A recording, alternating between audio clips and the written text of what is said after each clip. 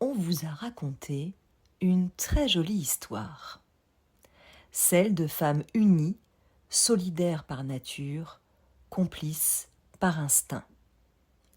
Ouais, bon, refermons ce livre de contes et si vous le voulez bien, regardons ce qui se passe vraiment dans notre quotidien. Dans nos vies, la grande méchante louve ne hurle pas. Non.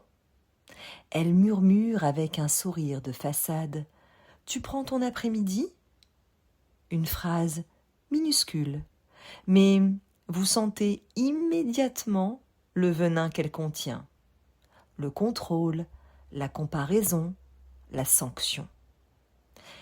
Car le tabou, c'est qu'une femme n'est pas seulement jugée par la société. Elle est aussi surveillée par ses semblables, avec une cruauté infiniment plus précise parce qu'elles connaissent par cœur l'emplacement exact de vos failles. Freud appelait cela le narcissisme des petites différences. En fait, si une inconnue à l'autre bout du monde vit autrement, vous vous en moquez.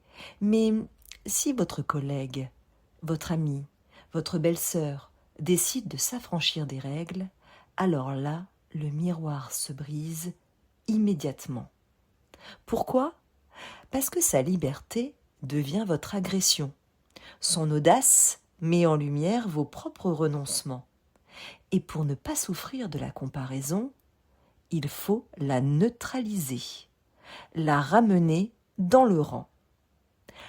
Alors, le tribunal invisible se met en marche. Elle laisse encore ses enfants à la garderie jusqu'à 18h. À son âge, elle pourrait peut-être arrêter les mini-jupes. Franchement, elle part tôt, mais lundi, elle dira encore qu'elle est débordée. Et puis parfois, avouez-le, vous aussi vous pensez ce genre de choses. Parce qu'à force d'être surveillé, on finit par surveiller les autres. On ironise, on rabaisse légèrement, juste assez, sans jamais avoir l'air violente. C'est le triomphe absolu de l'agressivité passive. Mais vous savez quoi ? Ce qu'il y a de plus glaçant, c'est que ce mécanisme ne produit pas seulement de la rivalité. Non, il produit de l'autocensure. En fait, vous vous surveillez vous-même avant même que les autres ne lèvent le petit doigt. Vous anticipez les regards et vous calculez les jugements. Pourquoi ? Parce qu'à force d'être observé par le tribunal de vos semblables, vous êtes devenu à la fois la détenue, la gardienne et le bourreau.